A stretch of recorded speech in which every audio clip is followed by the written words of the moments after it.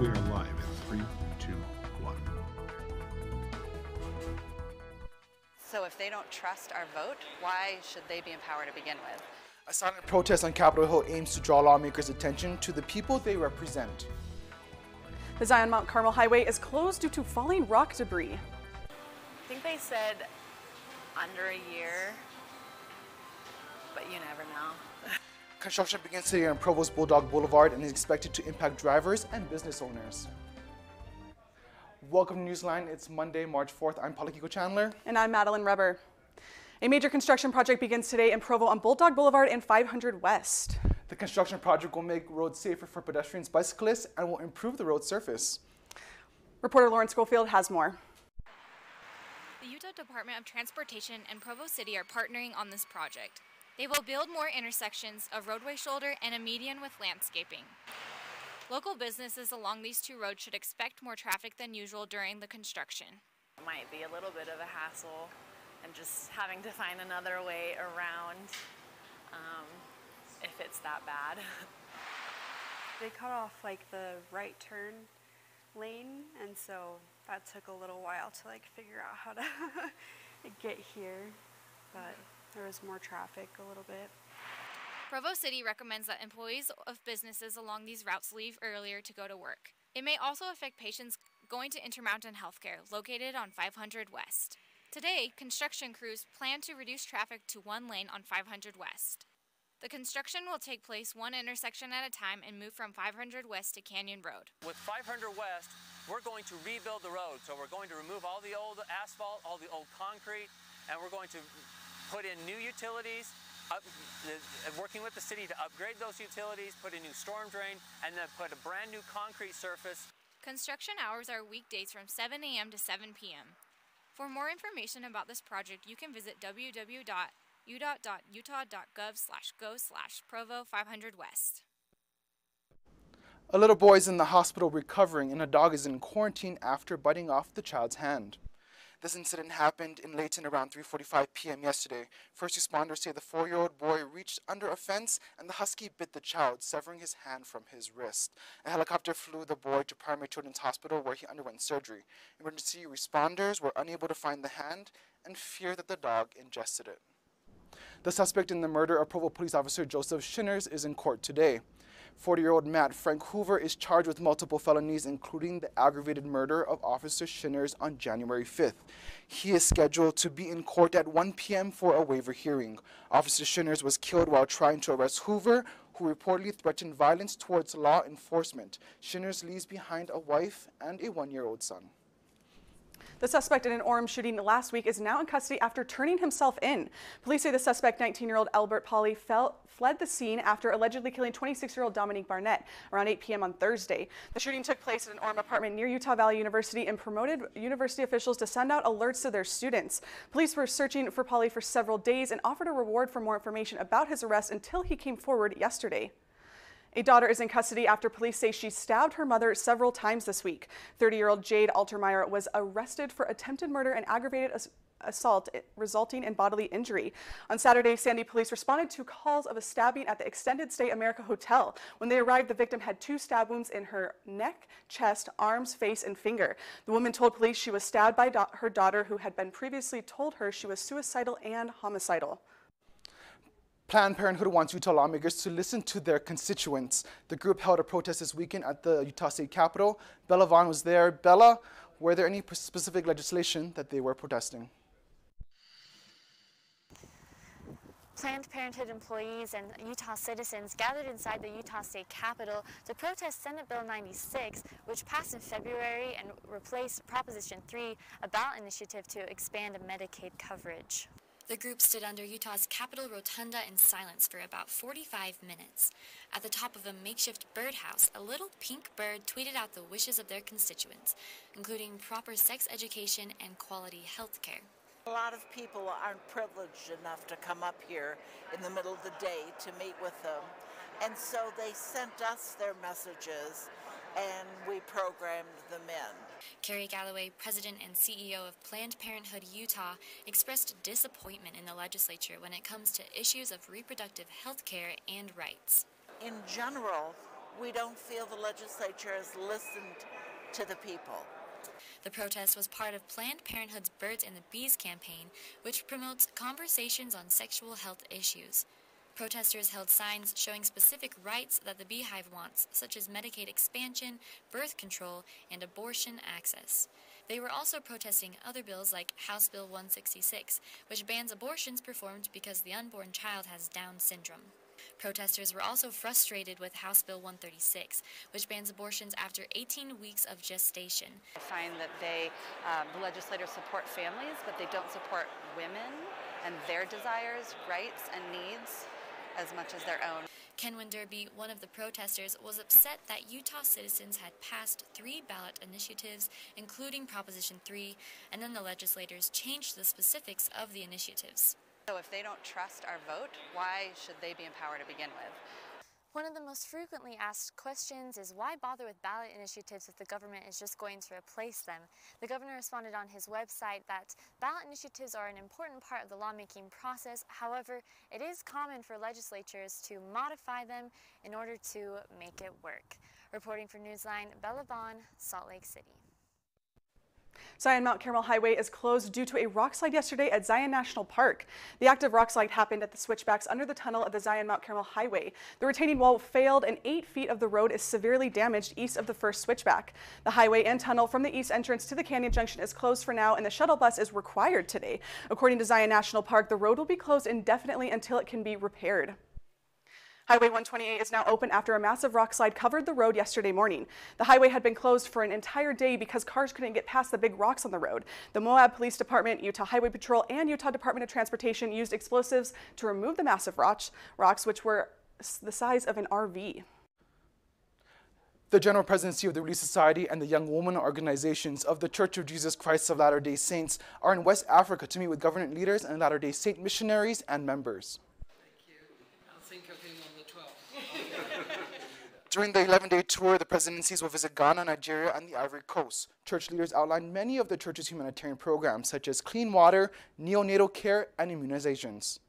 The church has so many helps for mothers and for families that we would love to be able to help in any way we can. And on top of humanitarian projects, there are so many humanitarian efforts that are already ongoing in this country. But I think there's just so much more we can do.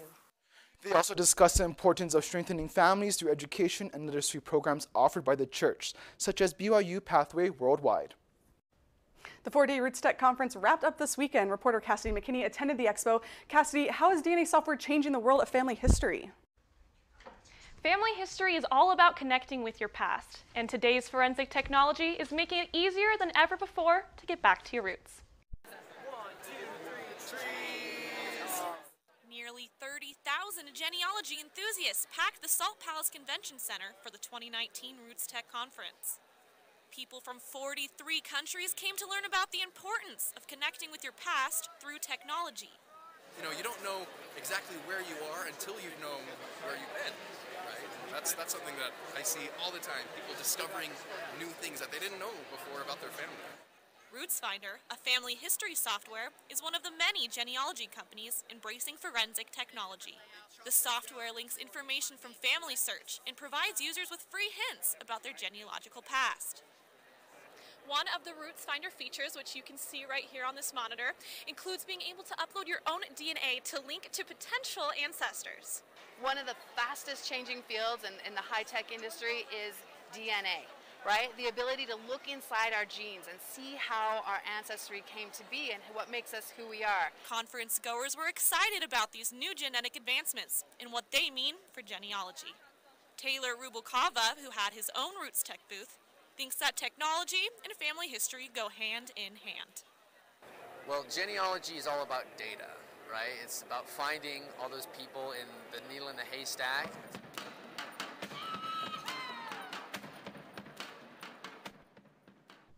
RootsFinder believes DNA technology makes connecting with your past affordable, easy, and fun.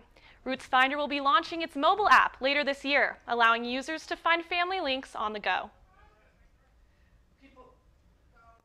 People in the South are cleaning up today. Everything is gone, everything destroyed. We'll show you the path of destruction that a string of tornadoes left behind in Georgia and Alabama.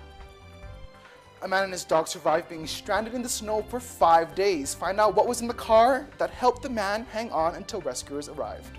It must be, what, 700 or 800 miles? Mormon movies were on the big screen at the LDS Film Festival this weekend. Find out what films were featured and which ones went home with the big wins. California recovers after some flooding, and we'll take a look at Utah's own wet weather.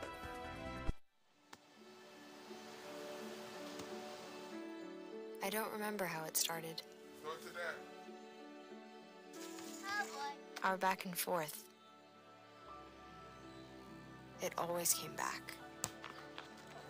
Dad!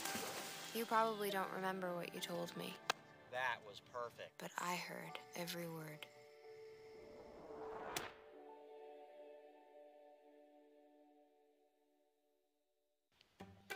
What's Beethoven's favorite fruit? Banana. How does a tissue dance? Put a little boogie on it.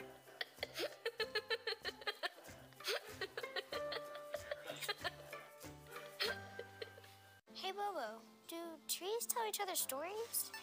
I'm sorry. I'm afraid I don't know that. Hey, why don't we go find out? Listen.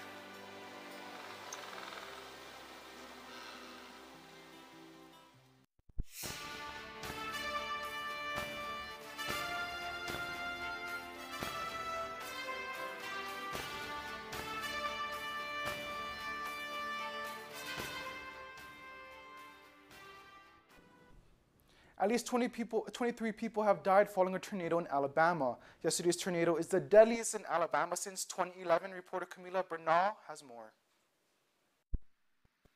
A string of tornadoes ripped through Alabama and Georgia Sunday afternoon. I'm scared. Just I'm on the counter, and 10 seconds in the tornado come and everything is gone. Everything destroyed. Tearing roofs off homes and snapping trees like twigs. In Lee County, Alabama, 2 deadly tornadoes hit within an hour of each other, devastating the area. Came on pretty sudden, they had fair warning, and then it just hit with a vengeance, and it just destroyed a very large area. Search and rescue efforts had to stop overnight for safety reasons, but will resume at first light, and with that, the death toll could rise. We have multiple residences that have been completely destroyed. There are some juveniles involved in the fatality situation, adults as well. The challenge is just the sheer amount of damage and debris that's all through the areas where the homes were located. Across the state line in Georgia, at least 15 structures were destroyed as the storm system moved east. Several injuries were reported, but none severe. In Lee County, Alabama, I'm Camila Bernal. The National Weather Service is expected to be on the ground today as search and rescue efforts continue. 2 young sisters are safe at home today after going missing in a California forest for 2 days. 5-year-old Caroline and 8-year-old Leah spent nearly 44 hours in the forest near Richard Grove State Park, where they were later rescued. Over 21 agencies and over 200 volunteers came to the rescue within hours of hearing about the missing girls. A man and his dog survived 5 days in the Oregon snow by eating Taco Bell hot sauce. 36-year-old Jeremy Taylor and his dog Allie went missing February 24th after getting stuck in the snow. A snowmobile found the pair Friday on a Forest Service road near Sun River, Oregon. Taylor says the 2 of them held out by periodically running the vehicle for warmth and eating hot sauce packets from Taco Bell. The documentary Leaving Neverland centers around 2 men accusing Michael Jackson of molesting them as children. Allie Arnold shows us how people are reacting to this controversial film. Allie? Last night, Leaving Neverland aired part 1 of 2. It focused on the stories of Wade Robson and Jimmy Safecheck, 2 men who as boys lived and performed with Jackson. The men and their parents accused Jackson of grooming the boys and charming the parents into thinking Robson and Safecheck were safe alone with him, when the reality of their life with Jackson was much darker. Leaving Neverland is the #1 trending hashtag on Twitter right now. People are either showing support of the 2 men or support of Jackson. One user noted, MJ was thoroughly monitored by FBI for 10+ years. After 300 pages of FBI report, they found nothing. Others are defending the accusers, saying that regardless of Jackson's fame, the men deserve to be believed. User Wayne Jackson wrote, Crazy to see all the Michael Jackson defenders on Twitter. Did you feel the same way with Harvey Weinstein, Louis C.K., Kevin Spacey, etc.? To many, it's jarring to see a man who's so widely loved and influential be put in the spotlight. On Facebook, Tana Gundry wrote, I grew up listening to Michael Jackson and love his music. The allegations of this misconduct with children is too persuasive to be ignored. Something happened. I believe it. Part 2 is now airing on HBO Go, Now, and On Demand. Be aware that the descriptions can be graphic and disturbing to some viewers. The Holy Hell art exhibit is open for viewing. Mary Wall joins us now. Mary, what's so special about this show? Holy Hell, Peculiar Intersections of the Sacred and Profane is a special exhibit because it offers a variety of pieces inspired by both pop art and Mormon art. We have pieces with religious imagery being combined with pop art. We have pieces that are glitching different traditional Mormon images. The show opened on Friday night at Written Vision as a part of the monthly Provo Art Stroll. The goal of the exhibit is to inspire spiritual growth in ways that may seem uncomfortable at first. Collages, we have things that combine ideas and just see what it looks like when the sacred and profane overlap and show that there is kind of this gray area and that there is great power in that. 9 artists gathered together and created pieces that vary in medium and explore different dimensions. Some were photos, paintings, tapestries, and even an installation. So what I have down there is an artificial TV running a fake video game just on the loop, just the title screen for a game called Lehi's Dream Turbo. The opening night attracted over 1,000 visitors, a new record for the Written Vision Gallery. The art exhibit even includes some take-home pieces, such as pins, zines, and even sweatshirts. Artist and curator Camilla Stark hopes that this show inspires future spiritual exploration in Provo. And just continue exploring and engaging with faith through art, faith and lack of faith, and difficulty in faith. Both art lovers and artists are excited by the response to the show and look forward to future exhibits. If you'd like to attend the show but didn't make it to the opening night, it is open for another 30 days at Written Vision by appointment only. Back to you. Thanks, Mary. Filmmakers are putting awards on their mantles from the LDS Film Festival this weekend. Lauren Neff shows us the big winners and the most popular films of the event. The 18th annual LDS Film Festival took place at the Sarah Center for the Arts in Orem. 56 short and feature films were screened throughout the 4-day festival.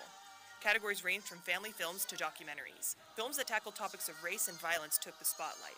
The president of the film festival, Kels Morgan, said that LDS media is evolving rapidly.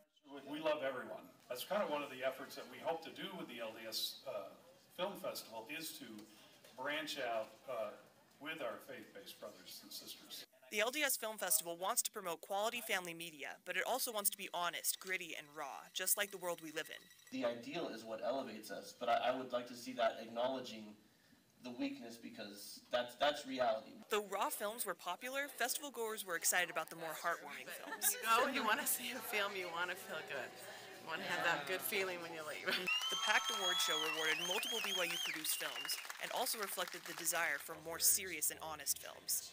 Big winners of the night included The Long Haul, a short film discussing LGBT issues, Anna, a short film by BYU based on a true pioneer story, and Janice Keperi was also honored with the Lifetime Achievement Award. This award, from that point of view, means a lot to me. But Jane and Emma stole the show by winning both the judges and the audience choice for Best Feature Film, and with a live performance by the Bonner family.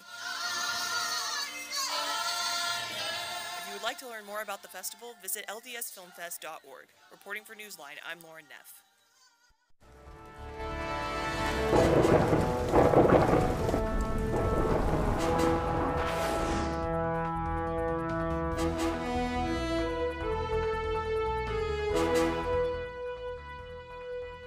Officials in Sonoma County are opening a local assistance center to help those affected by the flooding last week. No one died during the flooding or was seriously injured, so concerns are now on rebuilding what was lost. The center will provide permits to those who are in need to make repairs to their homes. It will also provide assistance outside of rebuilding related services, such as food stamps and housing assistance. And while we may not be flooding here in Utah, we are looking at a bit of rain. As we actually look, this is a look at starting tomorrow at Tuesday, we are going to start seeing some precipitation start to form. So it's going to start as rain, but then that blue that you see coming in is actually going to be more snow. And that's because temperatures are going to be fluctuating in and out as it goes. And then that rain is going to continue to come and is going to interchange between that snow and rain. Meanwhile, things will then start to move between the cold weather and the warm. We'll see this warm weather front come in, and then the cold weather will actually start to fight back, pushing back in. It'll kind of create this fluctuation between cold and warm and things like that. So as we go into our highs for today, we can see that Salt Lake City is at a 43, Provo is at a 43, St. George is at a very comfortable 64. So if you're down in St. George, good stuff. Meanwhile, Vernal's at a 31, Moab's at a 50, and Wendover's at a 44. As we go to our lows, we're going to barely be hitting below freezing in Salt Lake and Provo at a 30 and a 28. Vernal will be 12, so that is going to be cold there. But generally, things are going to be a little bit warmer than they have been in the last few weeks, just hovering around that freezing. The southern Utah forecast, we're going to have clouds, rain, clouds, rain, clouds. So it is going to be going back and forth between rain and clouds. So keep that up, but weather will be nice, only barely dropping below the 40s. As we go to northern Utah, we'll actually see that it's going to be mainly rain throughout the week. And so as we go forward into this week, make sure that you have whatever rain gear you need, because although it will feel nice, the temperatures will be up, there will be rain. Rain, clouds, rain, clouds, rain? Or clouds, rain, clouds? It was a good pattern going. I know, I've really considered buying an umbrella recently because there's been so much rain here and I can't risk getting my hair all wet. Oh, me neither. Yeah, I know, you're great flow. I'm kind of tired of the rain, but I'm not tired of this news. Coming up, BYU lineman Sione Takitaki is making a name for himself at the NFL Combine. Find out what he's been doing to improve his draft stock. Also, Utes coach Kyle Whittingham makes a decision to extend his contract coming up.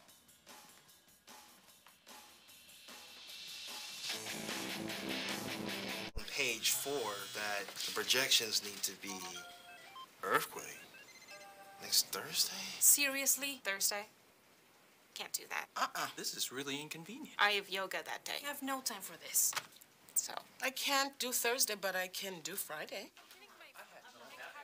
Disasters don't plan ahead.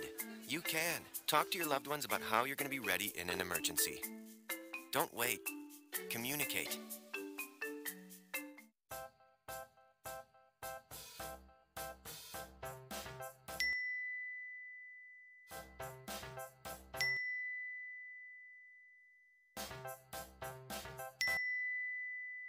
Planning the right amount of food is hard.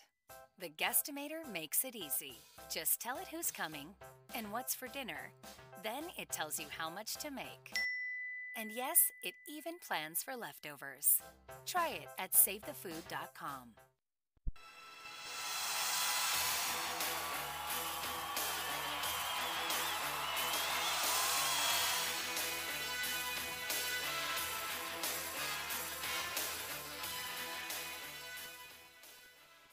University of Utah head coach Kyle Whittingham has just signed a contract extension until 2023. Whittingham will enter his 15th season this year as head coach of the Utah Utes. He holds a record of 120-61 over the last 14 seasons and is 11-2 in bowl games. Utah's spring football practice begins today. Former BYU lineman Sione Takitaki has been getting some national attention as he ran a 4.63 40 this weekend at the NFL Combine. Takitaki was a defensive force for the Cougars over the last 4 years and truly shined this weekend at the Combine. Last year, the top 10 tacklers in the NFL averaged a 4.67 40. The 2019 NFL Draft will take place next month. We are 62 games into the NBA season, and Donovan Mitchell continues to amaze us. Saturday, Mitchell dropped a career-high 46 points on the Bucks, including this. Down by 10. Donovan drives. Saturday, the Utah Jazz faced off against the number 1 team in the East, the Milwaukee Bucks. Trailing by 17 going into the fourth, the Jazz were able to come back as they dropped 42 points in the fourth quarter to take down the Beast in the East. The Jazz will play tonight in Salt Lake City against Anthony Davis and the New Orleans Pelicans, hoping to rack up their 5th straight win. All this snow on the ground still is keeping Donovan Mitchell in the Christmas spirit. Mitchell gifted a 102-year-old superfan, Roberta Morgan, with an autographed shoe before the game. The Jazz noted that Roberta loves the Jazz so much and does not miss any games. Utah Valley University got some love on SportsCenter's top 10 plays this weekend. Check this out.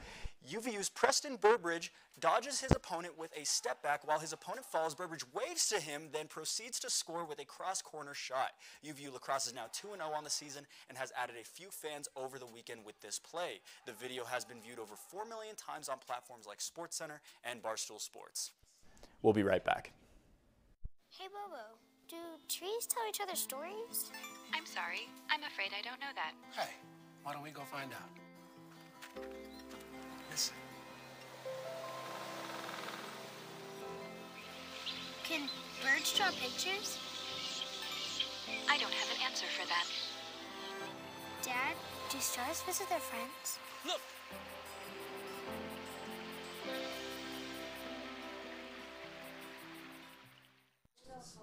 The latest social media challenge has infants and toddlers with a face full of cheese.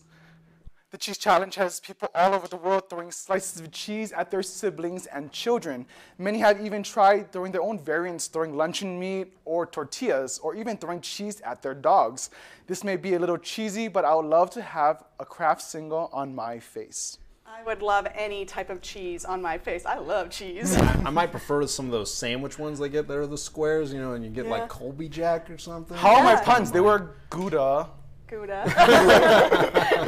My brother's 7 years old. I think he's a little too young for, or a little too old for it, but I might throw one on his face. Yeah, you might as well. See how it reacts. I mean, babies, you can do it to young kids. You can just throw multiple at him. Yeah. Keep going until he really reacts. We didn't even bring cheese in for us to throw it at each other. I know, we should have. We should have brought a whole bunch of cheese in today. Cheese was spraying at each other too. That would have been really fun. That would have been great. Would have been. Well, thank you for joining us today for Newsline. For more information on our stories or to share them with your friends, check out our website at universe.byu.edu/newsline. Have a great day.